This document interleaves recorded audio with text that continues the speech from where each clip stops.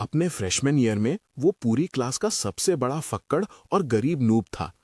Class में Chloe नाम की एक बंदी थी जो इतनी एस रैंक अमीर थी कि लोग मजाक करते थे कि उसकी फैमिली के पास हीरो की माइंस है। एक फालतू से ट्रूथ और डेयर के गेम में वो हार गई। पेनल्टी थी पूरे $90,000। सबने सोचा वो क्विट कर देगी, पर उसने बिना सोचे इंस्टेंट ट्रांसफर मार दिया। उसके नोट पे बस 4 वर्ड्स थे, एक बेट इज अ बेट। उस दिन से उसकी लाइफ पूरी तरह लेवल अप हो गई। उसने ऑर्डर किए कैफेटेरिया के premium sea food rice balls, जिन्हें छूना भी पहले आउट ऑफ बाउंड्स था। डॉम के नीचे वाली मिल्क टी शॉप पर भी उसका पूरा सिस्टम बदल गया। वो एक पार्ट टाइम वर्कर से सीधा वहां का वीआईपी रेगुलर कस्टमर बन गया। वो अब finally full set exam prep books खरीद लिए लाइब्रेरी के पास से। उसने एक बार भी नहीं पूछा कि भाई कितना खर्चा कर दिया, कितना पैसा उड़ाया, कितना बचाया। जीरो सवाल। और इस बंदे ने भी कोई एक्सप्लेनेशन देने की जहमत नहीं की। जब 4 साल बाद ग्रेजुएशन का बॉस लेवल क्लियर हुआ, तब तक उसके दिए हुए पैसे परफेक्ट टाइमिंग से चले, इतने कि बंदा अपना डिप्लोमा और जफर का मिशन पूरा कर सके। अकाउंट में बैलेंस चेक किया तो सिर्फ 82 सेंट्स बचे थे, बिल्कुल एज पर। फिर 4 साल और गुजर गए और तब उसने एक ओवरपास के नीचे किसी को डुबक पर बैठे देखा। गंदा चेहरा और फटे हुए कपड़े, बिल्कुल बुरा हाल। पर जैसे ही उन आंखों से आई कांटेक्ट हुआ, सिस्टम ने तुरंत पहचान लिया, वो क्लोई ही थी। खबर आई थी कि उसकी फैमिली का गेम ओवर हो गया, बैंकरप्ट हो गए। पेरेंट्स तो गलती मार गए उसे अकेला छोड़कर, सारा कर्ज और डेट शोल्डर करने के लिए। तो वो नीचे झुका और अपना हाथ आगे बढ़ाया। उसका हाथ, मेरे साथ चल। जब फोन की बेल बजी, वो कैफेटेरिया के 3rd फ्लोर पे बैठा था। वो बस अपना खाना ठोस रहा था, प्लेन राइस और फ्री सूप। तभी उसकी स्क्रीन फ्लैश हुई। कॉलर आईडी थी जेसन। उसने कॉल उठाया। राइस के कुछ दाने अभी भी उसकी उंगलियों पे चिपके हुए थे। जेसन की आवाज एकदम से बर्स्ट हुई, क्रिस, कहाँ मारा है? क्रिस ने लो वॉइस में रिप्लाई किया, कैफेटेरिया। जेसन ने इंटरप्ट किया और स्पीड में बोला, hurry up, Splendor KTV, room 032, Chloe का बर्थडे है। जिस सेकंड उसने वो नाम सुना, क्रिस ने तेवड़ियां चढ़ा ली। क्लोई, उनकी क्लास की सबसे अमीर बंदी। उसने ऑलमोस्ट बिना सोचे ही उसे इग्नोर करने का ट्राई किया। टोन एकदम कोल्ड और डिस्टेंट थी। उसके बर्थडे से इसमें मेरा क्या लेना देना? मैं नहीं जा रहा ब्रो। पर जेसन ने उसे 1 सेकंड का भी रिएक्शन टाइम नहीं दिया हिचकिचाने का। उसने सीधा बात ही काट दी, बकवास बंद कर और इंस्टेंट वार्प करके यहाँ, क्लोई ने स्पेशली तेरे लिए क्वेस्ट भेजा है। कॉल कट गई। क्रिस ने नीचे देखा अपने उस आधे भरे चावल के बोल की तरफ, और अचानक उसकी एपेटाइट 0 हो गई, क्योंकि उसे पता था कि वहां जाने का रियल सीन क्या है। उसे अपना पार्टी शेयर भरना पड़ेगा भाई। आज रात बिल स्प्लिट करने का पेनल्टी कम से कम $200 या $300 होगा। पर असली प्रॉब्लम यह थी कि जिसने उसे स्पेसिफिकली नाम लेके समन किया था, वो खुद क्लोई थी। क्रिस का क्लास में वैसे भी कोई इंडिया दोस्त नहीं था शुरुआत से ही। जेसन के अलावा, जो उसका ज्यादा ही फ्रेंडली रूममेट था, कोई भी उसके क्लोज नहीं था। तो उसे एक बात समझ आ गई, सब क्रिस्टल क्लियर था। क्लोई से पंगा लेना उसके लिए बिल्कुल भी सही नहीं होता। क्रिस ने साइड में रखे अपने बोल और चॉपस्टिक्स, फिर वो उठा और कैफेटेरिया से बाहर निकल गया। ऑटम की उस ठंडी हवा में एक सरसराहट थी और उसने इंस्टिंक्टिवली कस के लपेट लिया अपनी उस पुरानी जैकेट को। वो जैकेट इतनी घिस चुकी थी और रंग उड़ गया था बार बार धुलने की वजह से। स्प्लेंडर केटीवी कैंपस से ज्यादा दूर नहीं था और वो वहां पहुंच गया 20 मिनट की वॉक के बाद। एंट्रेंस वाले सर्वर ने उसे एक ऐसी लुक दी जिसमें साफ साफ थोड़ी जजमेंट और औकात दिखाई गई थी। क्रिस ने इग्नोर किया और गया सीधा 3rd फ्लोर की तरफ। रूम 302 पूरी तरह बंद नहीं था और वो धमाकेदार म्यूजिक उस गैप से बाहर निकल रहा था। उसने दरवाजे को धक्का देकर खोला। प्राइवेट रूम का एरिया एकदम एस रैंक था, फुल पैक्ड। 20 से ज्यादा एलीट लोगों से, फ्रूट प्लेटर्स, स्नैक्स और इंपोर्टेड प्रीमियम लिकर से टेबल पूरी लोडेड थी और क्लोई बैठी थी एकदम सेंटर जोन में, बिल एक प्रिंसेस वाली स्किन पहन के। सारे लोग नेचुरली उसके ऑरा के चारों तरफ रिवॉल्व कर रहे थे। जेसन ने जैसे ही उसे स्पॉट किया, तुरंत बुलाया, क्रिस यहाँ। क्रिस वहां गया और बैठ गया कोने वाले काउच पे, एकदम स्टेल्थ मोड में। किसी ने नोटिस तक नहीं किया। बाकी सब लोग बस क्लोई पे टारगेट लॉक करके बैठे थे। कुछ सिंगिंग, कुछ डाइस के साथ मजे कर रहे थे। क्रिस को पहले जाना आउट ऑफ प्लेस फील हो रहा था। ऐसा लग रहा था जैसे हवा में भी अमीरी की स्मेल भरी हो। थोड़ी देर में किसी ने कहा सिंगिंग बोरिंग है और सजेशन दिया कुछ नेक्स्ट लेवल एक्साइटिंग का, जैसे ट्रूथ और डेयर, और पूरा रूम एक साथ हाइप में चिल्लाने लगा। बॉटल टेबल पर तेजी से घूमने लगी। क्रिस साइलेंटली प्रे कर रहा था कि काश वो उस पर ना रुके, और कई बार मौत छू कर तक से निकल गई और बॉटल आगे निकल गई। फिर फाइनली बॉटल का निशाना सीधा क्लोई पर रुका और रूम में हंगामा हो गया। एक बंदे ने स्मर्क करके पूछा, क्लोई, ट्रूथ और डेयर? क्लोई ने थोड़ी ड्रिंक कर रखी थी, उसके गाल हल्की सी लाली के साथ चमक रहे थे और उसने बोला डेयर। उस बंदे का नाम लियो था और वो वही टिपिकल अटेंशन सीखता था। उसकी नजरें घूमी और फिर उसने सीधा क्रिस की तरफ देखा। उसी वक्त उसने स्मर्क के साथ एक प्रपोजल फेंका। क्लोई, कैसा रहेगा अगर तुम अपने पीछे बैठे राइट साइड वाले क्रिस के साथ बैट लगाओ? और एक ही पल में कमरे की सारी नजरें क्रिस पर लॉक हो गईं और उसका पूरा बदन स्टोन की तरह स्टिफ हो गया। क्लोई ने पीछे मुड़कर उसे देखा। उसकी आंखों में वही एक अजीब सी क्यूरियोसिटी थी, वही वाइब जो उन रिच गर्ल्स की होती है जिनके लिए दुनिया की कोई भी चीज आउट ऑफ रीच नहीं होती। उसने कैजुअली पूछा, किस टाइप की शर्त? लियो हंसा, जानबूझकर अपनी वॉइस रेज करते हुए। देखते हैं तुझ में इतने गट्स हैं या नहीं कि तू इसे $90,000 ट्रांसफर कर दे अभी के अभी। एक पल के लिए वहां डेड साइलेंस छा गया और फिर हंसी का धमाका पहले से भी लाउड हो गया। एक लड़की ने सबसे पहले रिएक्ट किया। शॉक के मारे उसकी आंखें वाइड ओपन रह गई। 90,000? उसके साइड वाले बंदे ने भी तुरंत जंप किया। साफ दिख रहा था कि वो सिचुएशन को कंट्रोल कर रहा है। लियो, क्या तू इनसेन है? ये सिर्फ एक जोक है। लियो, क्या सच में इतना लंबा खींचना जरूरी है?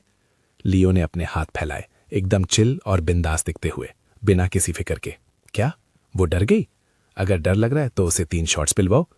वो क्लोई की रेपुटेशन जीरो करना चाहता था और क्रिस की इज्जत का भी कचरा करना चाहता था। सबकी नजरें क्लोई पर थीं, जबकि क्रिस का चेहरा गुस्से और शर्म से भयंकर टप रहा था। 90,000 तो उनके लिए बस एक मामूली लेवल का नंबर था, बातों बातों में निकल रहा था। मगर सिर्फ कुछ ही दिन पहले उसकी मॉम का कॉल आया था कि घर बनाने में फैमिली अभी भी 20,000 शॉर्ट है और इसी स्ट्रेस की वजह से उनकी रातों की नींद उड़ी थी। वहां बैठे क्रिस को फील हो रहा था जैसे कोई क्लाउन स्टेज पर खड़ा हो। क्लोए बिल्कुल साइलेंट रही। वो बस उसे देखती रही, एकदम काम और अनरीडेबल फेस के साथ। उसकी आंखों में ना कोई मजाक था और ना ही कोई रहम। इतनी कोल्ड थी कि ऐसा लग रहा था जैसे वो सीरियसली कैलकुलेट कर रही हो कि ये छोटा सा डेयर वर्थ इट है या नहीं। जेसन ने क्रिस को साइड से नच किया और विस्पर किया, इसे सीरियसली मत ले, लियो एक इडियट है। पर क्रिस के लिए इस इंसल्ट को इग्नोर करना बिल्कुल इम्पॉसिबल था। जब कोई अपने पैसे से तुम्हारी सेल्फ रिस्पेक्ट को मिट्टी में मिला दे तो उससे पीछा छुड़ाना इतना आसान नहीं होता। तभी सडनली क्लोए ने स्माइल किया। उसने एक हल्का सा नॉट दिया। श्योर। क्लोए ने टेबल से फोन उठाया और सीधा अपना बैंकिंग ऐप खोल दिया। सबके होश उड़ गए और सब 1 सेकंड के लिए फ्रीज हो गए। सबको लगा कि ये पक्का मजाक कर रही है। फिर उसने क्रिस की तरफ देखा। तेरा फोन नंबर क्या है? पूरे कमरे में मौत जैसा सन्नाटा छा गया। बस बैकग्राउंड में म्यूजिक बज जागा। बैकग्राउंड। सारी पब्लिक बस घूर रही थी। क्लोई को फिर सबकी नजरें क्रिस पे मुड़ गईं। लियो के चेहरे की स्माइल वहीं फ्रीज हो गई एक ही पल में, और जेसन तक तो डम्बफाउंडेड था। उसका मुंह खुला का खुला रहा, बिना किसी वर्ड के। क्रिस ने फील किया ब्लड सीधा उसके दिमाग तक शूट हुआ। उसका फोन नंबर, वो मांग रहे थे उसका फोन नंबर। उसका गला एकदम ड्राई हो गया और वो फोर्स नहीं कर पाया एक सिंगल वर्ड। क्लोई पेशेंट रही। अपना फोन दिखाते हुए उसने फिर पूछा, क्या है तुम्हारा नंबर? क्रिस ने डिजिट्स की लाइन रिसाइट कर दी, ऑलमोस्ट एक मशीन की तरह। क्लोई ने सर झुकाया और स्क्रीन पर टैप टैप किया लाइटनिंग स्पीड से। आसपास के लोग एक दूसरे को देखने लगे और कोई एक धीरे से फुसफुसाया, वो सच में सेंड तो नहीं कर रही ना? ये तो 90,000। भाई इतना दूर कोई नहीं जाता सिर्फ अपनी इज्जत बचाने के लिए। क्रिस उसे बस घूरता रहा और क्लोई पूरी तरह से फोकस्ड रही, जैसे वो कोई बहुत ही आम सा मामूली टास्क कर रही हो। कुछ सेकंड्स बाद उसने अपना फोन नीचे रखा और लियो की तरफ देखा। हो गया। लियो की शक्ल एकदम गंदी हो गई ऑन द स्पॉट, पर क्लोई ने उसे बीच में ही काट दिया। उसकी वॉइस एकदम फ्लैट और काम थी। बेट मतलब बेट होती हैं। ये बोलने के बाद उसने उठाया एक वाइन का ग्लास और एक सिपली जैसे। उसके दिमाग में ये पूरा सीन पहले ही फिनिश हो चुका था। तभी क्रिस को अपना फोन वाइब्रेट होता फील हुआ अपनी पॉकेट के अंदर। उसके हाथ कांपने लगे जब वो उसे बाहर निकालने की बढ़ा। स्क्रीन चमक रही थी एक बैंक नोटिफिकेशन के साथ। नोटिफिकेशन, तेरे अकाउंट एंडिंग इन XXX में $90,000 क्रेडिट हो गए हैं। Current balance $90,882। Level up. Music. Boss theme unlocked. Zeros की वो लंबी लाइन उसकी आंखों में तीर की तरह चुभी। वो $88.82 ही बचे थे महीना सर्वाइव करने के लिए, और अब 90,000 के ऐड होते ही टोटल बैलेंस $90,088.82 बन चुका था। Music. S rank intensity. Chris ने फोन पॉकेट में ठोसा। हथेलियां पसीने से लथपथ हो चुकी थी। फिर वो खड़ा हुआ। एकदम से पूरे कमरे की नजरें उसकी तरफ घूमी। सबके चेहरों पर अजीब खिचड़ी पक रही थी। शॉक, म्यूजिक, टेंशन राइजिंग, जलन और तमाशा देखने वालों वाली गंदी एक्साइटमेंट। क्रिस ने एक शब्द तक नहीं बोला। वो बस मुड़ा और सीधा दरवाजे की तरफ निकल गया। जेसन पीछे से चिल्लाया, क्रिस कहाँ जा रहा है तू? पर उसने मुड़कर नहीं देखा। वो बस ऐसे ही स्प्लेंडर KTV से बाहर निकल गया। बिल्कुल ऐसे ही। बाहर की ठंडी हवा ने सीधा उसके फेस पर हिट किया और क्रिस कांप गया। दिमाग अभी भी पूरी तरह ब्लैंक था। वो भटकता रहा सड़कों पे काफी देर तक, बिना ये भी जाने कि उसे जाना कहाँ था। Lost soul mode. जब वो एक 24 घंटे के कन्वीनियंस स्टोर के पास से गुजरा तो अंदर चला गया। फिर वो खड़ा रहा शेल्फ्स के सामने बहुत देर तक, बिल्कुल स्टैच्यू बनकर। आखिर में उसने उठाया सबसे महंगा कप वाला इंस्टेंट नूडल्स, एकदम प्रीमियम लेवल, साथ में एक सॉसेज और एक मैरिनेटेड अंडा भी। चेकआउट पे टोटल $15 बन गया। इससे पहले क्रिस ने हमेशा वही सस्ते इंस्टेंट नूडल्स लेने की हिम्मत की थी जो $3 के आते थे। जब वो अपना सामान डॉर्म वापस लेकर गया तो वहां रूम सब खाली था। जेसन और बाकी लोग अभी तक वापस नहीं आए थे। क्रिस ने केटल भरी और नूडल्स के लिए पानी बॉईल करना स्टार्ट किया, और जैसे ही स्टीम स्लोली उठी उसे लगा जैसे उसका HP रिस्टोर हो गया हो। वो अपने डेस्क पर बैठा, अपना फोन निकाला और उस बैंक मैसेज को फिर से रीरीड करने लगा। 90,000। वो बार बार उन जीरोस को काउंट करता गया। ये पैसा उसकी मॉम को रात आगने और उस अधूरे घर की टेंशन लेने से बचा सकता था, और ये उसे कैफेटेरिया के फ्री सूप पर सर्वाइव करने से भी रोक सकता था। इससे वो लाइब्रेरी वाला full set exam prep books भी बाय कर सकता था जो उसे कब से चाहिए था। उससे भी ज्यादा ये रिवॉर्ड उसे एक एक्चुअल इलीट की तरह जीने का मौका देगा। क्रिस ने नूडल्स फिनिश करके टास्क पूरा किया और सूप की एक एक आखिरी ड्रॉप वाइप आउट कर दी। फिर उसने अपनी नोटबुक और पेन गियर अप किया। उसका हाथ अभी भी थोड़ा ट्रेंबल कर रहा था, पर उसकी आंखों में ऐसी क्लैरिटी पहले कभी नहीं थी। नोटबुक के सबसे पहले पेज पर उसने 4 वर्ड्स लिखे, 4 ईयर प्लान। फिर उसने लाइन बाय लाइन कैलकुलेशन का ग्राइंड शुरू किया। 4 साल कॉलेज का मतलब था पूरे 48 महीने, और उसने अपना लिविंग एक्सपेंस $800 महीना सेट किया। 48 महीने का टोटल बजट $38,400 निकल कर आया। ट्यूशन फीस $5,000 पर ईयर थी, तो बाकी के 3 साल का खर्चा हुआ $15,000।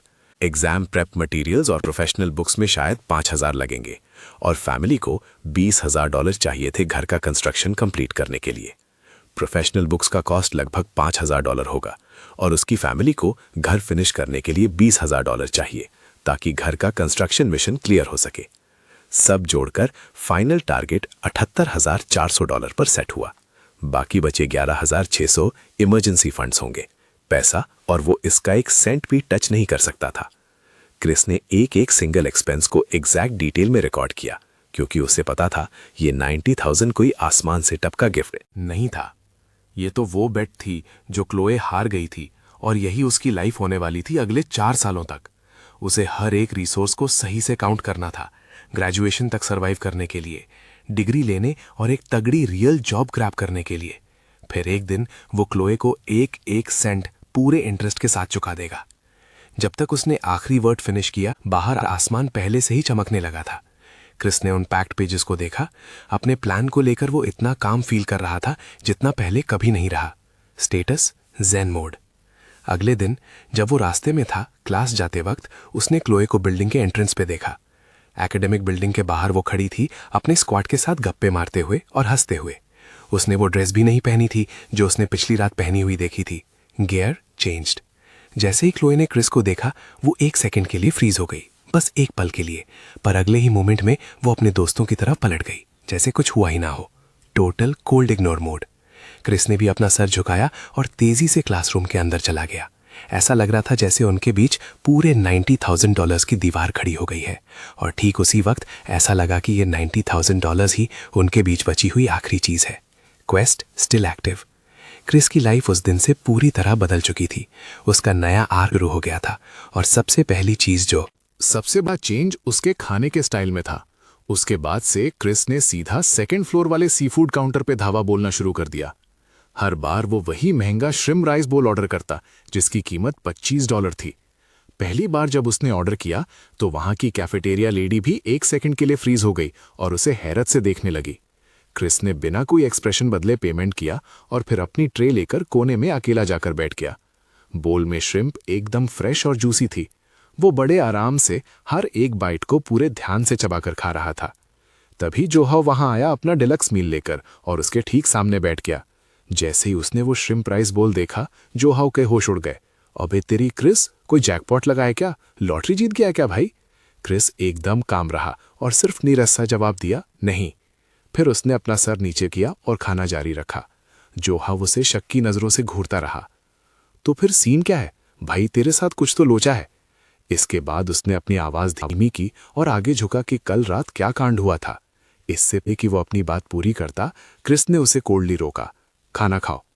ये देखकर कि क्रिस बिल्कुल बात करने के मूड में नहीं था, जोहा उसने अपने होंठ पीछे और सवाल पूछना बंद कर दिया। फिर भी वो क्रिस को हर थोड़ी देर में टेढ़ी नजरों से देखता ही रहा। और जहां तक डॉर्म के नीचे वाली मिल्क टी शॉप की बात है, क्रिस पहले वहां से बस गुजर जाया करता था, पर अब हर दोपहर को रेगुलर सिस्टम की तरह वो वहां की सबसे सस्ती लेमोनेड खरीदता था, सिर्फ $8 में। वहां की जूनियर वर्कर लड़की तक अब उसे पूरी तरह पहचानने लगी थी। सीनियर, आज फिर से वही लेमोनेड, क्रिस? उसने बस सर हिलाया और एक सिंपल सा या बोल दिया। फिर उसने वो कप अपने हाथ में पकड़ा और स्लोली अपने डॉर्म की तरफ चल पड़ा। वो एक कप ही काफी था उसके लिए पूरे 1 घंटे तक मजे से चुस्कियां लेने को। ड्रिंक का टेस्ट थोड़ा खट्टा और हल्की सी मिठास वाला था।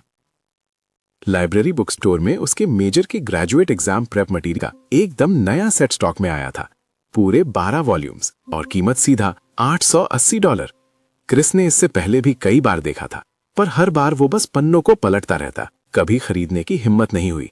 पर इस बार सीन अलग था। वो सीधा शॉप के अंदर घुसा और ओनर को फुल टशन में बोला, ये पूरा सेट पैक कर दो।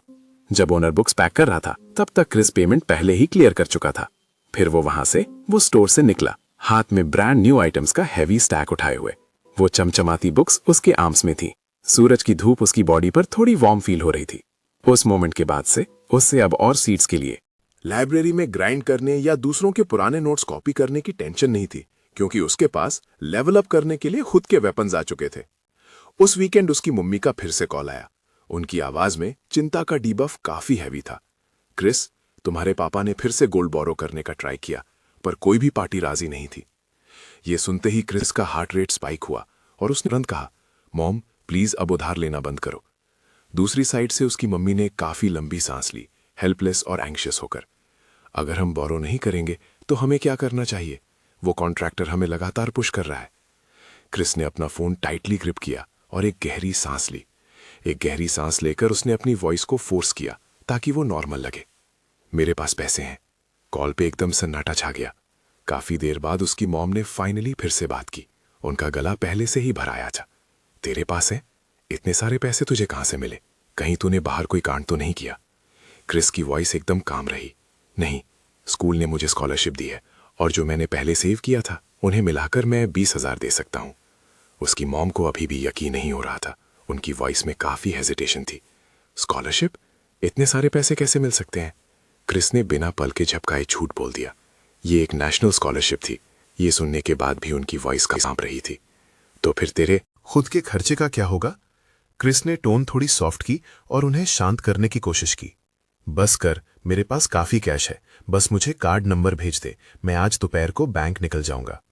फोन रखते ही वो सीधा बैंक की तरफ भागा और वहां फटाफट $20,000 ट्रांसफर कर दिए। जब वो बैंक से बाहर आया तो स्काई भी यूजुअल से थोड़ा ज्यादा ब्लू लग रहा था। उसके बाद क्रिस ने नोटबुक से अपना पहला खर्चा खत्म किया। तब से उसने ट्यूटरिंग और कैफेटेरिया किचन की हेल्प बंद कर दी। उसका हर एक कीमती स्पेयर मिनट अब सीधा पढ़ाई की ग्राइंडिंग में गया। लाइब्रेरी में बसेरा, हार्डकोर स्टडी सेशंस में घिसना और उन मोटी टेक्स्ट बुक्स को पूरा चार्ट जाना उसका नया डेली रूटीन बन गया। क्लोई अभी भी उसकी क्लासमेट थी। बड़ी लेक्चर्स के वक्त वो फ्रंट में बैठती थी, जबकि वो पीछे रहता था। उसी दौरान स्मॉलर क्लासेस में वो अक्सर सेम ग्रुप में असाइन हो जाते थे। वो उससे कभी पहले बात नहीं करती थी और क्रिस कभी इनिशिएटिव लेकर अप्रोच करने का रिस्क नहीं लिया। एक बार ग्रुप डिस्कशन असाइनमेंट के लिए पेयर्स को प्रेजेंटेशन देनी थी। टीचर ने रैंडमली असाइन किया और किस्मत देखो, वो क्लोई के साथ पेयर हो गया। बाकी ग्रुप उन्हें अजीब एक्सप्रेशंस के साथ देख रहा था, जिन्हें डिकोड करना मुश्किल था, क्योंकि उस रात के बाद पूरी क्लास को सच पता चल चुका था। क्लोई ने $90,000 फूंक दिए थे क्लास के सबसे गरीब रैंकर पर। हर तरह की अफवाहें फैलने लगी। कुछ ने कहा दोनों डेट कर रहे हैं, जबकि दूसरों ने कहा क्रिस बेसिकली उसका कैप्ट मैन बन गया है। क्लोई ने ऐसे एक्ट किया जैसे उसने कुछ सुना ही नहीं। वो बस देखती रही। क्रिस से पूछा एकदम रोबोटिक मैकेनिकल टोन में, कौन सा पार्ट 2 हैंडल कर रहा है? क्रिस ने उतने ही काम होकर कहा, आखिरी 3 चैप्टर्स। उसके बाद क्लोई मुड़ गई बाकी स्क्वाड से डिस्कस करने के लिए, और उन दोनों ने पूरे टाइम एक एक्स्ट्रा वर्ड तक नहीं एक्सचेंज किया। क्रिस ही था जिसने सारे मटेरियल्स गैदर किए और वही पावर पॉइंट बनाने वाला मेन प्लेयर भी था। प्रेजेंटेशन के पहले उसने फिनिश्ड फाइल क्लोई को भेज दी। उसने सिर्फ 2 वर्ड्स रिप्लाई किए, रिसीव्ड। अगले दिन जब वो फ्रंट पर गए, क्रिस ने अपना सेक्शन प्रेजेंट किया और क्लोई ने अपना पार्ट संभाला। उनका टीम वर्क बिल्कुल स्मूथ नहीं था, पर कोई ब्लंडर भी नहीं हुआ और एंड में टीचर ने उन्हें काफी ओपी ग्रेड दिया। स्टेज से नीचे उतरने के बाद क्लोई आगे लीड कर रही थी और क्रिस पीछे फॉलो कर रहा था। दरवाजे तक पहुंचने से ठीक पहले वो सडन रुक गई। फिर वो पीछे मुड़ी उसे फेस करने के लिए। Nice job. ये उस रात के बाद पहली बार था जो उसने क्रिस से कहा था। ना कोई सवाल, ना कोई रिक्वेस्ट, बस एक फ्लैट कैजुअल इवैल्यूएशन। क्रिस ने भी उतनी ही सिंप्लिसिटी से जवाब दिया, यही मेरा फर्ज था। क्लोई ने हल्का सा नॉट दिया, फिर मुड़ी और निकल गई। उसकी बैक बिल्कुल वैसी ही लग रही थी जैसी उस रात के टीवी में थी, एकदम प्राउड और डिस्टेंट, जैसे वो $90,000 उसके लिए कुछ भी नहीं, बस एक गेम था। शायद उसे परवाह नहीं थी, पर क्रिस को थी। जब क्रिस वापस अपने डॉर्म पहुंचा, उसने उसका 4 year mission plan notebook, Chloe के नाम के ठीक नीचे उसने एक और लाइन लिखी, पहले एक बार साथ काम किया है। फिर उसने उस पर एक कांटा मार दिया। उसके लिए ये एक रिचुअल जैसा था और एक वार्निंग भी, एक रिमाइंडर कि उसके और क्लोई के बीच पैसों के अलावा कुछ नहीं है। कॉलेज के 2nd ईयर में क्रिस ने अनलॉक की एक $8,000 की नेशनल स्कॉलरशिप। उसने इसका 1 सेंट भी टच नहीं किया और पूरा अमाउंट एक दूसरे बैंक कार्ड में शिफ्ट कर दिया। ये इनकम उसके ओरिजिनल प्लान से बाहर थी और उसके दिमाग के डेट रीपेमेंट प्लान का ये पहला रियल स्टार्टिंग फंड बन गया। उसके बाद क्रिस ने अपना 4 ईयर प्लान एकदम ब्रूटल डिसिप्लिन के साथ फॉलो किया, सिर्फ $800 महीना लिविंग खर्चे के लिए। एक्सपेंसेस का खेल, ना एक नया पैसा ज्यादा ना एक पैसा कम। उसने एक अलग ही सीक्रेट नोटबुक मेंटेन की थी सिर्फ अपने खर्चों के लिए। हर एक डाइम का हिसाब 100% एक्यूरेट। एक पेन लिया, $1.5, नोटेड डाउन। खाना खाया, $12, ये उसे भी लिख लो। क्लास की फीस भरी, $20, वो भी ऐड करो। नंबर से भरे उन पेजेस को देखकर जो का दिमाग घूम गया, उसे कुछ समझ नहीं आया। क्रिस, सीरियसली ब्रो, तुझे इतना एक्सट्रीम जाने की क्या जरूरत है? अब तू कोई ब्रोक बंदा नहीं रहा, तो फिर ये सब क्यों कर रहा है? क्रिस के पास उसे ये समझाने का कोई रास्ता नहीं था। जो कभी नहीं समझ पाएगा कि क्रिस के लिए वो 90,000 कभी सिर्फ पैसा नहीं था, वो उसके गले में फंसी एक रस्सी की तरह था, और उस रस्सी का दूसरा छोर अभी भी क्लोई के हाथ में था। सिर्फ खुद पर रिलाय करके और उस रस्सी को धीरे धीरे तोड़कर ही वो फिर से खुली हवा में सांस ले सकता था। सॉफ्टमोर ईयर के 2nd सेमेस्टर में स्कूल ने अपना एनुअल स्पोर्ट्स मीट रखा। हर क्लास के लिए mandatory sign up quotas fix थे। काउंसलर को कोई भी राजी बंदा नहीं मिल रहा था जो 3000 मीटर की रेस रन करे, तो जो ने बिना बताए क्रिस का नाम ऐड कर दिया। उसके बाद वो स्वैग से क्रिस के पास गया और फुल कॉन्फिडेंस के साथ उसे ये डील सेल की। क्रिस, तो वैसे भी रोज लाइब्रेरी के लिए मैराथन दौड़ता है, तेरा स्टैमिना स्टैट्स तो सॉलिड होने ही चाहिए, जा और क्लास के लिए ग्लोरी अनलॉक कर। क्रिस ने इस पर कोई ऑब्जेक्ट नहीं किया। दौड़ने में 0 खर्चा था और ये बॉडी के बफ्स के लिए भी सही था। रेस के दिन मौसम एकदम हेल मोड वाला गर्म था। वो स्टार्टिंग लाइन पे खड़ा था एकदम ऑर्डिनरी से रनिंग शॉर्ट्स पहनकर और स्लीवलेस शर्ट में। तभी गन फायर हुई और क्रिस अपने ही पेस पे निकल पड़ा। उसका एम कोई हाई रैंक या लीडर बोर्ड नहीं था, वो बस रेस फिनिश करना चाहता था। पर फाइनल लैप तक आते आते उसकी स्टैमिना खत्म हो गई। पसीने से विजन ब्लर हो गया और उसके लंग्स आग की तरह जलने लगे, जैसे कोई डीबफ लगा हो। जैसे ही वो मेन स्टैंड के पास से गुजरा, क्रिस ने इंस्टिंक्टिवली ऊपर देखा और तब उसने देखा क्लोई को। वो वहां बैठी हुई थी स्टूडेंट यूनियन के बाकी ऑफिसर्स के साथ। उसने भी सबकी तरह वही ऑफिशियल यूनिफॉर्म और एक सन हैट पहनी थी। वो शायद अपने साथ वाले पर्सन से कुछ बात कर रही थी और उसके फेस पे एक हल्की सी स्माइल थी। सनलाइट के नीचे उसकी स्किन एकदम चमक रही थी। वो एकदम ग्लोइंग वाइट ऑरा में दिख रही थी, पर उसकी नजरें ट्रैक पर नहीं थी। वो क्रिस की तरफ भी नहीं देख रही थी। उसकी वर्ल्ड में ये स्पोर्ट्स मीट जो उसे पहले ही बोर कर रही थी, शायद उससे भी कम इंपॉर्टेंट थी जितनी दोस्तों के साथ कोई रैंडम सी चिट चैट। क्रिस ने अपना फोकस वापस खींचा, अपने दांत पीसे और बस आगे स्प्रिंट करता रहा। जैसे ही उसने फिनिश लाइन क्रॉस की, उसकी पूरी बॉडी का स्टैमिना बिल्कुल ड्रेन ड्राई हो गया। अगले ही सेकंड वो सीधा जमीन पर ढेर हो गया। जोहा तुरंत भाग कर आया उसे हेल्प करने, फिर उसके हाथ में पानी की बोतल थमा दी। उसका मुंह नॉनस्टॉप चलता रहा। 4th प्लेस क्रिस, अबे गजब, क्या ओपी था। टू मेडल के एकदम क्लोज था। क्रिस बस जोर जोर से हाँप रहा था, सांसें उखड़ रही थी। उसके मुंह से एक ढंग का पूरा सेंटेंस तक नहीं निकल रहा था। उसे अचानक फील हुआ कि उसकी और क्लोई के बीच का जो डिस्टेंस है वो बिल्कुल उस 3000 मीटर ट्रैक की तरह नामुमकिन लग रहा था। वो नीचे ग्राउंड पर अपनी पूरी जान लगाकर ग्राइंड कर रहा था, पसीने में डूबा हुआ और एकदम पैथेटिक हालात में, बिल्कुल लूजर वाइब। और वो हमेशा की तरह ऊपर हाई स्टैंड पर थी, एकदम काम और इन सब झमेलों से बिल्कुल दूर। उस रात टॉम वापस लौटने के बाद अपना 4 ईयर प्लान नोटबुक फिर से खोला। दोबारा फिर उसने ध्यान से एक लाइन लिखी, repayment plan, starting fund $8,000, target $90,000 in full. क्योंकि इस पॉइंट तक आते आते ये अब उसके दिमाग का कोई धुंधला ख्वाब नहीं रह गया था। उसने फाइनली अपनी मंजिल की पहली ठोस ईंट रख दी थी। वक्त तेजी से बीता, बिल्कुल किसी मोन्टाज की तरह, और क्रिस की लाइफ धीरे धीरे एक हार्ड कोडेड फिक्स प्रोग्राम बन गई। क्लास, खाना, लाइब्रेरी, नींद। वो सोलो प्लेयर बन चुका था, किसी से बात तक नहीं करता था। क्लास के बाकी सभी एनपीसीज उसके सोलो ग्राइंडिंग मोड के आदी हो चुके थे। उनके लिए क्रिस बस एक अजीब टॉपर था जिसके ग्रेड्स एस रैंक लेवल के थे। पर सिर्फ क्रिस जानता था कि वो पॉज बटन नहीं दबा सकता, क्योंकि उसे डर था कि जिस सेकंड वो रुका उस मैसिव कर्जे का बोझ उस पर क्रैश होकर उसे कुचल देगा। जूनियर ईयर में क्रिस ने एक प्रोफेसर के साथ प्रोजेक्ट पर ग्राइंड शुरू किया और $500 का मंथली स्टाइपेंड रिवॉर्ड पाया। साथ ही ऑनलाइन प्रोग्रामिंग के साइड क्वेस्ट भी पूरे करने लगा। एग्जॉस्टिंग था और कई रातें आधी रात के बाद तक खिंचती चली गई। लेकिन उसी हार्ड ग्राइंड की वजह से उसका रिपेमेंट अकाउंट लगभग $1,000 या $2,000 से लेवल अप होता गया। हर महीने जब उसने उन नंबर्स को धीरे धीरे बढ़ते हुए देखा, तभी उसे स्टेबिलिटी का एक छोटा सा एहसास मिला। वहीं क्लोई की लाइफ बिल्कुल स्टैग्नेंट थी, मानो कुछ बदला ही ना हो। वो अब भी प्योर क्राउड की मेन लीड थी, हमेशा टॉप टियर और पॉलिश्ड डिजाइनर आउटफिट्स में। वो क्लास उन हाई एंड कार्स में आती जिनका ब्रांड तक क्रिस रिकॉग्नाइज नहीं कर पाता था, और उनके बीच कोई रियल इंटरेक्शन नहीं बचा था। जब भी कभी उनके रास्ते एक दूसरे से टकराते तो उसकी नजरें उस पर मुश्किल से 1 सेकंड के लिए रुकती और फिर हट जाती। वो लुक बिल्कुल वैसी थी जो कोई किसी ऐसे स्ट्रेंजर को देता है वो शायद। बस ये बात उसे पता चल गई थी। क्रिस ने उस रियलिटी को बिना किसी रेजिस्टेंस के एक्सेप्ट कर लिया, क्योंकि उसका और क्लोए का लेवल मैच होने का सवाल ही नहीं था। वो दोनों शुरू से ही बिल्कुल अलग वर्ल्ड्स के प्लेयर्स थे। वो $90,000 हमेशा से ही एक रैंडम एक्सीडेंट और एक कोल्ड ट्रांजैक्शन के सिवाय और कुछ नहीं था। क्लोई ने पैसों से अपने लिए एक विन और डेयर खरीदा, जबकि क्रिस ने अपनी सेल्फ रिस्पेक्ट और लाइफ के 4 साल एक्सचेंज कर दिए ताकि उसे अपनी किस्मत रीराइट करने का एक रेयर मौका मिल सके।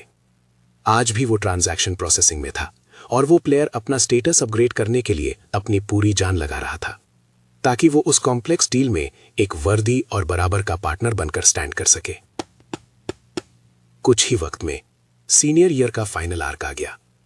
अब क्लासेस कम थी और हर कोई अपने आने वाले फ्यूचर की क्वेस्ट के लिए स्क्रैम्बल करने लगा था। सबके सामने उनकी डेस्टिनी खड़ी थी। कुछ लोग ग्रेजुएट स्कूल के लिए ग्राइंड करने की तैयारी कर रहे थे, कुछ लोग हाई रैंक जॉब्स की हड़े थे और बाकी सिविल सर्विस के लिए ग्राइंड कर रहे थे। हर दिन डॉम के हॉलवेज बस इंटरव्यू कॉल्स के शोर से भरे रहते थे और बीच बीच में दबी हुई रोने की आवाजें। कोई अपना ब्रेकडाउन कंट्रोल नहीं कर पा रहा था। क्रिस भी बिजी था, उसे ग्रेजुएशन प्रोजेक्ट रैप अप करना था और साथ ही मेजर कंपनीज के रिटन टेस्ट्स और इंटरव्यूज के लिए तैयारी भी करनी थी। और उसका 4 ईयर प्लान फाइनली अपने एंड गेम के करीब था। नोटबुक में हर एक सिंगल खर्चा पूरी क्लैरिटी के साथ रिकॉर्ड किया गया था। वो $90,000 पूरे स्क्वीज कर लिए गए थे ताकि हर एक सेंट की मैक्सिमम वैल्यू निकाली जा सके। उसने वो पैसा अपने माइंड को वेपनाइज करने और अपनी लाइफ की बेसिक डिग्निटी को मेंटेन करने के लिए यूज किया था। रही बात क्लोई की, तो उसने सुना कि वो अब्रॉड जाने की तैयारी कर रही है। जॉन ने ही क्रिस को ये इन्फो लीक की थी। बताया कि उसकी फैमिली ने सब प्री प्लान कर रखा था। सब कुछ बहुत पहले से फिक्स था। आईवी लीग डिग्री और फिर सीधा वॉलीट के एलीट क्लब में। एक ऐसी लाइफ जिसे कोई भी अल्टीमेट विन कहेगा। क्रिस ने ये सुनकर बस एक कोल्ड नॉट दिया, चेहरे पर जीरो इमोशन के साथ, बिल्कुल पोकर फेस, क्योंकि क्लोई का डेस्टिनी पाथ हमेशा से यही था। यही लाइफ क्लोई को मिलनी ही थी। एक नॉर्मल दोपहर को क्रिस लाइब्रेरी से एग्जिट लेकर डॉम की तरफ मूव करने लगा। डॉम वापस जाते वक्त जैसे ही उसने स्कूल की आर्टिफिशियल लेक क्रॉस की, सडन उसने एक फेमिलियर फिगर स्पॉट की। वो क्लोई थी। वो लेक के पास बेंच पर अकेली बैठी थी, बिना किसी पार्टी मेंबर्स के और बिना उस भीड़ के जो हमेशा उसके चारों तरफ रहती थी। उसने एक सिंपल सी वाइट ड्रेस पहनी हुई थी। बस वहां एकदम खामोशी से बैठकर वो पानी को घूर रही थी। सनसेट की वो आखिरी लाइट उस पर गिरी, जैसे उसकी पूरी फिगर को एक सॉफ्ट गोल्डन एज से रैप कर दिया हो। उस पल में वो बिल्कुल भी अपने पुराने सेल्फ जैसी नहीं लग रही थी। उसका वो डिस्टेंट प्राइड और ऑरा बिल्कुल गायब था जो लोगों को हमेशा दूर रखता था। बस एक लोनलीनेस की फील थी, एकदम फ्रैजाइल सी। क्रिस ने चलना स्टॉप किया और पास के एक पेड़ की छांव में छुप गया। उसे कोई आइडिया नहीं था कि क्लोई वहां अकेले क्यों बैठी थी। शायद उसके एप्लीकेशंस में कोई एरर आ गया था, या शायद दोस्तों के साथ कोई सीन हो गया था। एक के बाद एक थॉट्स उसके दिमाग में फ्लैश हुए, पर किसी से भी रियल आंसर नहीं मिला। क्लोई बस वहां साइलेंट होकर बैठी रही। लेक से आती ठंडी हवा धीरे से। उसने अपने लंबे बाल हटाए। थोड़ी देर बाद उसने अपने बैग से एक सीक्रेट आइटम निकाली। वो एक काफी डेलिकेट और छोटे म्यूजिक बॉक्स जैसी दिखती थी। उसने जेंटली उसे वाइंड किया। जल्द ही एक क्रिस्टल क्लियर और ओपी मेलोडी गूंजने लगी। वो tune castle in the sky की थी। क्लोई ने म्यूजिक बॉक्स को दोनों हाथों में पकड़ा, अपना सर झुका लिया और बिल्कुल फ्रोजन स्टेट में खड़ी रही। रीड नहीं कर पाया क्लोई के एक्सप्रेशंस क्लियरली, पर वो फिर भी एक साइलेंट सैडनेस को धीरे धीरे उससे रेडिएट होते फील कर सकता था।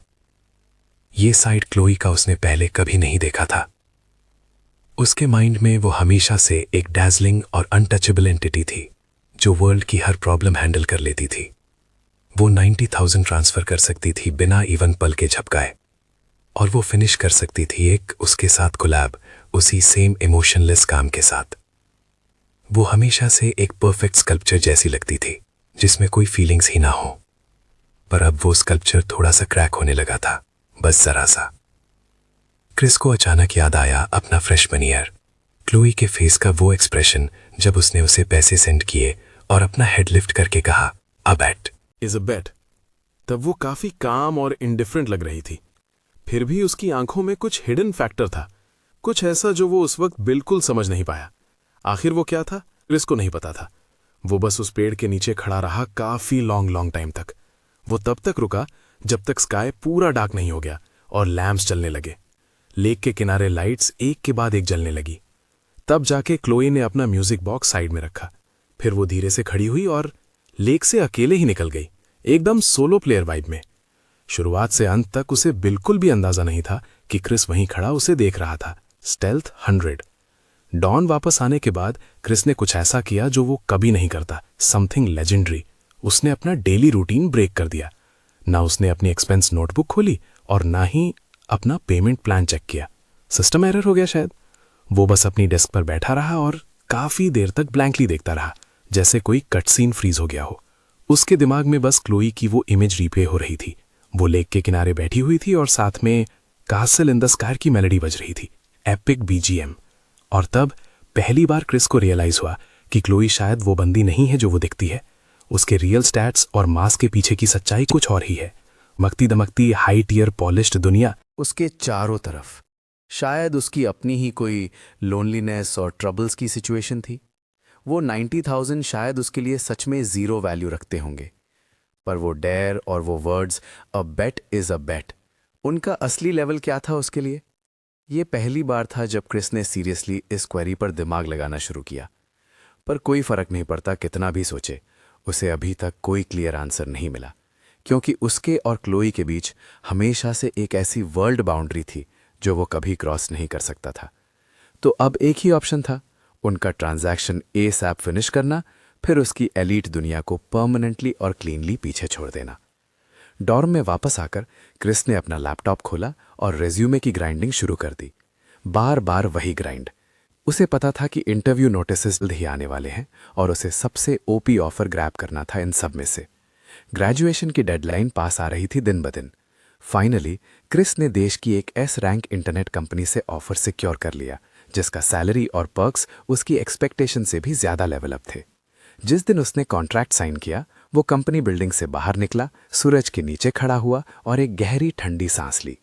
4 साल का रिस्ट्रेंट और स्ट्रगल फाइनली पे ऑफ कर गया।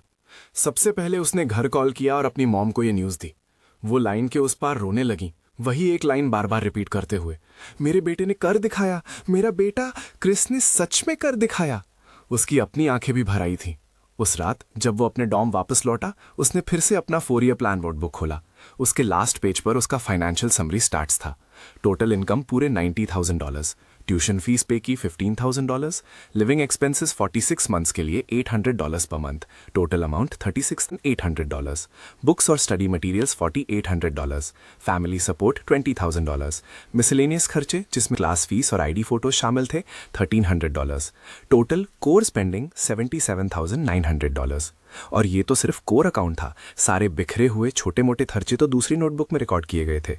4 सालों में उसने उस $90,000 की एक एक सेंट निचोड़ ली थी। क्रिस ने फिर से बैंक कार्ड का बैलेंस चेक किया। इसमें कभी टोटल $90,888 हुआ करते थे, अब सिर्फ 0.82 बचा था।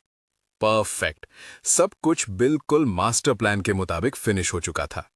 क्रिस ने नोटबुक बंद कर दी। ये छोटी सी बुक जिसमें उसकी जवानी के 4 साल का स्ट्रगल और ह्यूमिलिएशन भरी थी, उसने फाइनली अपना मिशन कंप्लीट कर लिया। उसका रीपेमेंट अकाउंट पहले ही ग्रो होकर 30,000 प्लस हो चुका था, जो कि 90,000 के टारगेट से अभी दूर था, पर अब उसके पास स्टेबल हाई पेइंग जॉब और सॉलिड एबिलिटी थी अपना डेट चुकाने की। अब बस कुछ वक्त का खेल था। ग्रेजुएशन के दिन मौसम एकदम चमकता हुआ था। सब लोग कैप्स और गाउन्स में सज धज के पूरे कैंपस में पागलों की तरह फोटोज खींच रहे थे। हंसी मजाक, हग्स और गुड बाइज हर जगह बिखरे थे।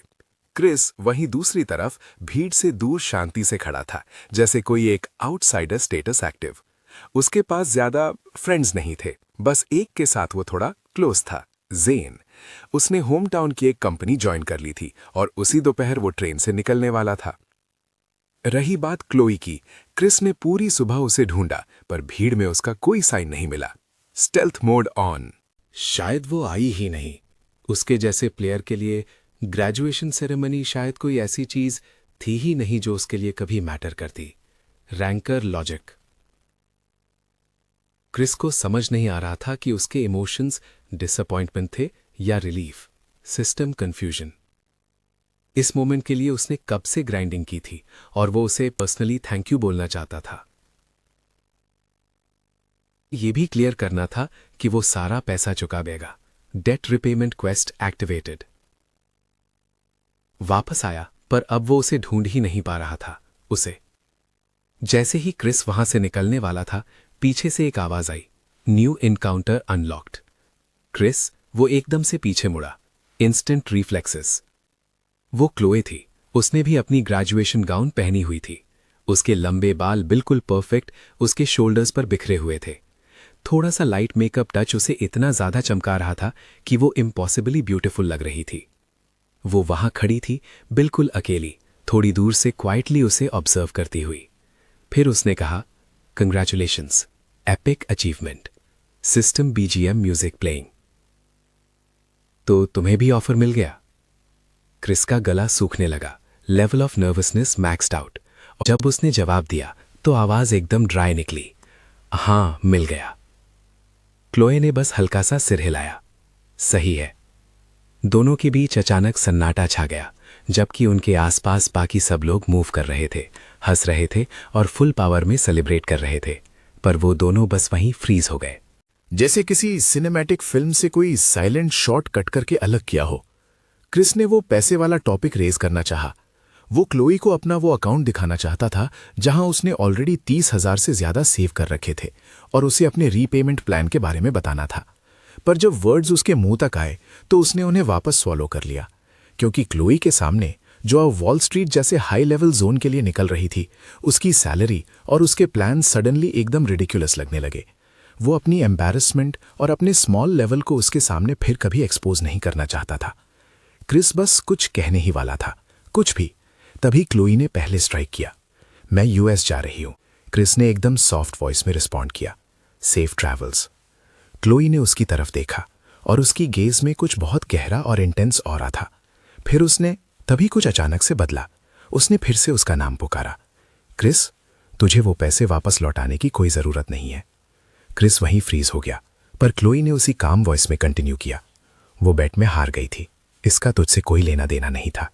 ये कहकर वो एक पल के लिए रुकी, फिर ऐड किया, तूने अपनी मेहनत से वही पा लिया जो तू चाहता था, है ना? और इससे पहले कि क्रिस जवाब देता, वो मुड़ी और चली गई। क्रिस बस उसकी बैग को भीड़ में गायब होते देखता रहा। दूर और भी ज्यादा दूर। तभी स्कूल गेट पर एक ब्लैक सेडान रुकी और क्लोई उसमें सवार हो गई। देखते ही देखते कार नजरों से ओझल हो गई।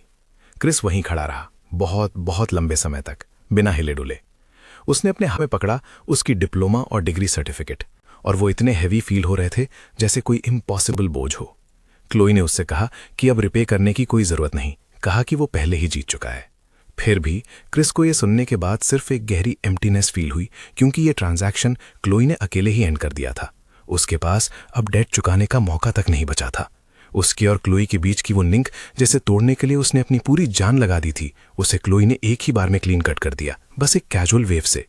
क्रिस को ऐसा लगा जैसे उसने अपनी फुल स्ट्रेंथ से एक पंच मारा हो, पर वह स्ट्राइक कॉटन में धंस गई, उसे पूरी तरह हेल्पलेस और लॉस्ट छोड़ते हुए। 4 साल एंड हो चुके थे। क्रिस ने सोचा था इसका मतलब क्लोई के साथ उसकी स्टोरी का एंड हो चुका था। एटलीस्ट उसने तब यही बिलीव किया था। पर जॉब के पहले ही दिन एचआर क्रिस को कंपनी टूर पे ले गई। Massive floor to ceiling windows के सामने बाहर का स्काईलाइन टावरिंग स्काईक्रेपर से पैक्ड था। सब लोग इंटेंस रश में थे। सबके फेसेस पे एलीट लेवल एग्जॉशन और एक्साइटमेंट का परफेक्ट मिक्स था। हवा में कैफीन और पैसों की महक एक साथ घुली हुई थी। इसने 4 साल पहले के स्प्लेंडर केटीवी की याद दिला दी। पर फिर भी ये सीन बिल्कुल डिफरेंट था। वहां पैसे का मतलब ऐश और गेम्स था, पर यहाँ मनी का मतलब सिर्फ गोल्स और सर्वाइवल फ्यूल था। क्रिस ने इस सेटअप को बहुत फास्ट अडेप्ट कर लिया, या फिर ज्यादा एक्यूरेटली कहें तो वो सीधा उसी लाइफ मोड में स्लाइड हो गया जिसे वो पहले से ही मास्टर कर चुका था। कॉलेज के उन 4 सालों के ग्राइंड ने उसे पहले ही बिल्ड कर दिया था, फुल डिसिप्लिन, एफिशिएंट और अपने गोल को लेकर एकदम क्लियर। अगर बाकी सब सुबह 9 बजे लॉग इन करते तो वो शार्प 8 बजे एंट्री मारता। अगर सब 6 बजे निकलते तो वो अक्सर लेट नाइट तक ग्राइंड करता रहता। उसके कोवर्कर्स ने क्रिस को ग्राइंड किंग बुलाना शुरू कर दिया। शुरुआत में सब मजाक उड़ाते थे, पर बाद में ये स्लोली रिस्पेक्ट में बदल गया। क्रिस को कोई फर्क नहीं पड़ा, क्योंकि वो लोग तो चेस कर रहे थे promotions, raises, year and bonuses और स्टॉक ऑप्शंस। पर वो शुरू से लेकर उसने एक ब्रांड न्यू बैंक अकाउंट खुलवाया सिर्फ इसी मिशन के लिए। और जब भी सैलरी क्रेडिट होती, अपने लिए सिर्फ एकदम बेसिक लिविंग एक्सपेंसेस छोड़कर उसने बाकी सब उसमें ट्रांसफर कर दिया। वो अब वो 800 की सर्वाइवल लिमिट के नीचे रहने को मजबूर नहीं था, जैसा हार्ड लिमिट उसने अपने कॉलेज के दिनों में सेट किया था।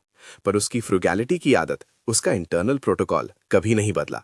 उसने कोई लग्जरी गुड्स नहीं खरीदे और ना ही पॉइंटलेस सोशलाइजिंग में अपना प्रेशियस टाइम बर्न किया। उसके लिए बस एक ही हॉबी स्लॉट मैटर करता था, ऑफिस के नीचे वाले जिम में जाकर हार्डकोर ग्राइंड करना। क्रिस की ये बोरिंग लाइफ एकदम सिंपल और सीधी स्ट्रेट लाइन की तरह थी। 1 साल बाद वो अपनी टीम का कोर परफॉर्मर बन चुका था।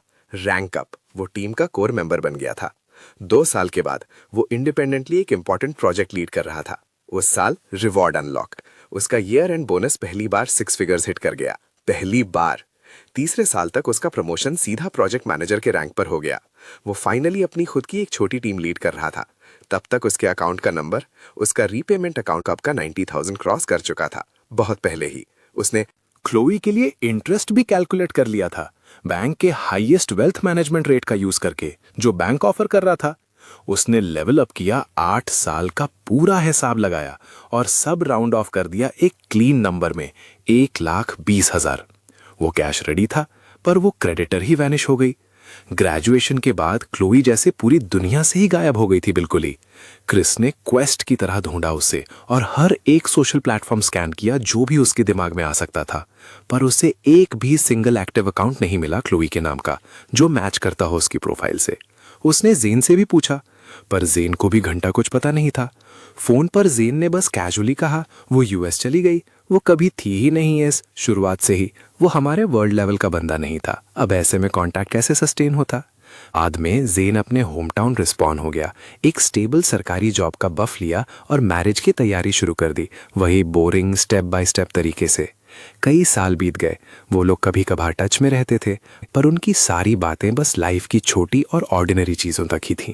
क्लोई की बात करें तो उसका नाम अब एक फॉरबिडन टैबू बन चुका था, कोई भी उसे मेंशन तक नहीं करता था। क्रिस ने वो 120,000 अकाउंट में बिन छुए छोड़ दिए।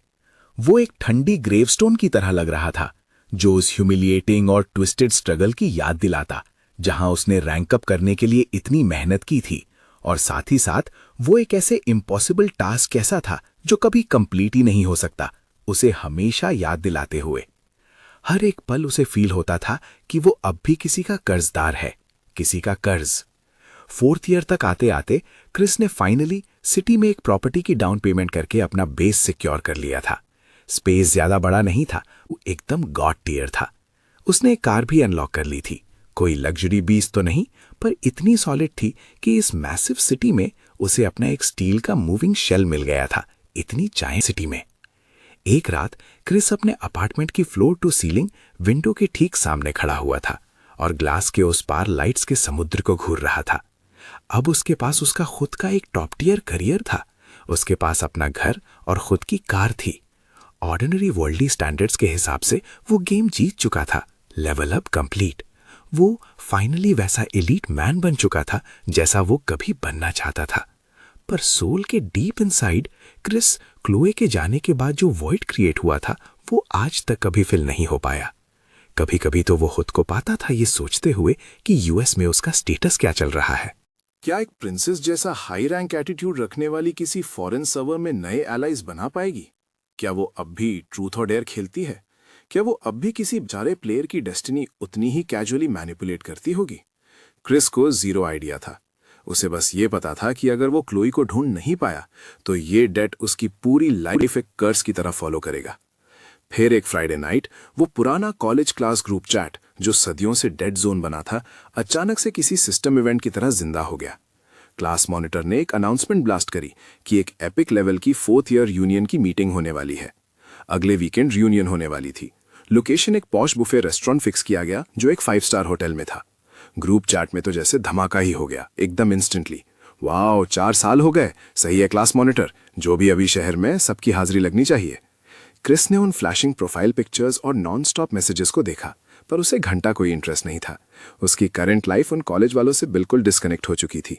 अगर वो गया तो वहां लोग बस एक दूसरे की लाइफ कंपेयर करेंगे और अपनी कामयाबी के किस्से फेंकेंगे। उसका कोई मूड नहीं था अब कीमती वक्त बर्बाद करने का। तभी जैसे ही क्रिस चैट ऐप बंद करने वाला था, जैन का एक प्राइवेट मैसेज स्क्रीन पर पॉपअप हुआ। क्रिस, रियूनियन पे आ रहा है या नहीं? क्रिस ने रिप्लाई में बस 2 वर्ड्स लिखे, नहीं जा रहा। जैन ने तुरंत उससे मनाने की कोशिश शुरू कर दी। अबे चल ना भाई, पूरे 4 साल हो गए, जा अपने पुराने क्लासमेट से मिल।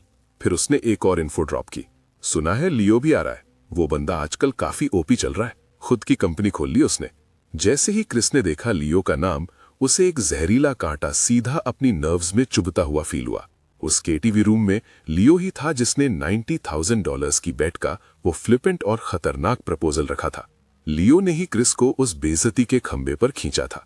क्रिस ने बिना किसी हिचकिचाहट के मना कर दिया, तू जा, मुझे इस वीकेंड ओवरटाइम ग्राइंड करना है। पर जैन ने उसकी बातों को घंटाबाई नहीं किया। अबे बस कर, तू अब मैनेजर रैंक पर है, क्या तुझे सच में अभी भी ओवरटाइम पेलने की जरूरत है? हर दिन बस बाहर निकल कर आ जा, ठीक है? मैंने तुझे सदियों से नहीं देखा है भाई, मैं स्पेसिफिकली इसके लिए घर से फ्लाई करके आया हूँ। क्रिस को हुआ कि वो अब और मना नहीं कर पाएगा। इस रियूनियन के दिन वो होटल की तरफ निकल गया। वहां का पार्किंग लॉट लग्जरी कार से फुल लोडेड था, BMWs, मर्सिडीज, पोर्शेज, जहां भी देखो वही था। क्रिस ने अपनी कार एक कोने में साइड पर लगा दी और उस मोमेंट पर उसे अचानक फील हुआ जैसे वो अभी भी वही लो लेवल गरीब स्टूडेंट था जो कभी स्प्लेंडर KTV में घुसा था। बस एक ही डिफरेंस था कि इस बार उसने एक हाई टियर सूट पहना था और उसके पॉकेट में इतना पैसा था कि वो इस एक्सपेंसिव डिनर का बिल भर सके। जब उसने प्राइवेट रूम का दरवाज़ा पुश किया तब तक सीन पहले से ही भीड़ से फुल हो चुका था। बहुत सारे लोग तो पूरे बदल चुके थे, या तो उनका वजन बढ़ गया था या फिर वो गंजे हो गए थे। जैसे ही क्रिस ने एंट्री मारी, कई लोग तुरंत खड़े हो गए और उसे ग्रीट करने लगे, एक अलग ही लेवल के एंथुजियाज्म के साथ। कुछ लोग बत्तीसी दिखाते हुए चिल्लाए, क्रिस। बाकी सब आधे मजाक और आधे शौक में थे, भाई तू तो सच में एक बड़ा बिग शॉट प्लेयर बन गया है अब। कुछ तो ड्रिंक्स हाथ में लेकर पास ही आ गए और उसे ओवर वाली इज्जत देने लगे। क्रिस, आखिरकार तुझसे फेस टू फेस मिलने का मौका मिल ही गया। वो क्लासमेट्स जो पहले उसे इग्नोर मारते थे, आज उन सबके चेहरों पर एक चमकदार और लालच भरी स्माइल थी। क्रिस ने एकदम प्रो लेवल रिस्ट्रेंट के साथ रिप्लाई दिया और फिर कोने में एक सीट ढूंढ ली। लियो वहां पहले से मौजूद था, जैसा कि एक्सपेक्टेड था। वो बंदा सर से पांव तक पूरा डिजाइनर ब्रांड्स में लगा हुआ था, आंखों पे गोल्ड रिम्ड चश्मा चढ़ा रखा था, दिखने में एकदम पॉलिश्ड और हाई लेवल फ्रॉड लग रहा था। जैसे ही उसकी नजर क्रिस पे पड़ी, उसने तुरंत अपनी ड्रिंक उठाई और चौड़ में उसकी तरफ बढ़ा। फिर वो आकर सीधा उसके बगल वाली सीट पे धंस गया और एक टेढ़ी स्माइल के साथ बोला, क्रिस भाई बड़े दिनों बाद दिखा, सुना है तू तो उस बिग नेम कंपनी में आग लगा रहा है, फुल किल मोड। क्रिस ने एकदम सपाट आवाज में जवाब दिया, बस ठीक ही चल रहा है। लियो ने हल्का सा अपना ग्लास क्रिस के ग्लास से टकराया और वहीं अपनी पुरानी लोडेड स्माइल के साथ बोला, अरे भाई इतना हम्बल होने की जरूरत नहीं है। हमारी क्लास में पहले तो सिर्फ तू और क्लोई ही टॉपर्स थे। एक्चुअली नहीं, अब तो सिर्फ तू ही किंग है। उसने जानबूझकर उसका नाम बीच में घसीटा और फिर नाटक करते हुए वहीं रुक गया। क्रिस ने उसकी तरफ देखा पर एक लफ्ज नहीं बोला। ड्रिंक्स के कुछ राउंड्स के बाद थोड़ी देर में रूम का माहौल पूरी तरह चिल हो गया था और लोग आपस में कॉलेज के दिनों की पुरानी यादें शेयर करने लगे। फिर अचानक किसी ने क्लोई का जिक्र छेड़ दिया। बातों बातों में याद आया, हमारी क्लास ब्यूटी क्लोई आजकल कहाँ है? वो तो पक्का यूएस में कोई वॉल स्ट्रीट की एलीट लेवल बॉस बन चुकी होगी, है ना? जैसे ही ये वर्ड्स निकले पूरे रूम में अचानक सन्नाटा छा गया। सब एक दूसरे को देखने लगे और सबके चेहरों के एक्सप्रेशंस अचानक अजीब से हो गए। लियो ने अपनी ड्रिंक फिनिश की और एक तंज भरी हंसी हंसा। वॉल स्ट्रीट एलीट, तुम लोग सच में किसी फैंटेसी वर्ल्ड में जी रहे हो क्या? एक लड़की खुद को रोक नहीं पाई और पूछा, लियो तुझे कुछ ऐसा पता है जो हमें नहीं? लियो को क्लियरली मजा आ रहा था कि सारी अटेंशन उस पर है। उसने अपना गला साफ किया और बड़े आराम से बोली, उसकी फैमिली का तो कब का दीवाला निकल चुका है। तुम लोगों को सच में नहीं पता था? पूरा कमरा सन्न रह गया। बैंकरप्ट? क्या तुम सीरियस हो? लियो की टोन में एक अलग ही लेवल की खुशी दिख रही थी। ऑफ कोर्स ये सच है। शायद 2 साल पहले की बात है। उसके बाप का इन्वेस्टमेंट पूरी तरह डूब गया। किसी ने उसे तगड़ा चुना लगाया। कैश फ्लो रुक गया और वो कर्जे में पूरी तरह डूब है। मैंने सुना है कि वो सैकड़ों मिलियंस में था। सबकी सांसें अटक गईं। Hundreds of millions? फिर क्लोई का क्या हुआ? लियो ने अपने हाथ फैलाए। चेहरे पर हमदर्दी का नामो निशान नहीं था। उसके माँ बाप काफी चालाक निकले, रातों रात विदेश भाग गए और वो अभी तक वांटेड है। बेचारी नन्ही प्रिंसेस क्लोई पीछे छूट गई। वो एकदम अकेली रह गई और सारा डेट का बोझ उसने अकेले कैरी किया। पूरा डेट उसी के सर थपा गया। मैंने तो यहां तक सुना है कि अभी हाल ही में कोर्ट ने उसके सारे एसेट्स ऑक्शन कर दिए। उसके नाम की हर प्रॉपर्टी नीलाम हो गई। अब तो वो बेसिकली ब्लैकलिस्टेड स्टेटस पर है। अब वो नॉर्मल हाई स्पीड रेल या फ्लाइट्स भी बोर्ड नहीं कर सकती। भाई गेम ही पलट गया पूरा। देखो वक्त का पहिया कैसे घुमा है। जैसे ये वर्ड्स ड्रॉप हुए पूरा का पूरा प्राइवेट रूम एकदम डेड साइलेंट हो गया।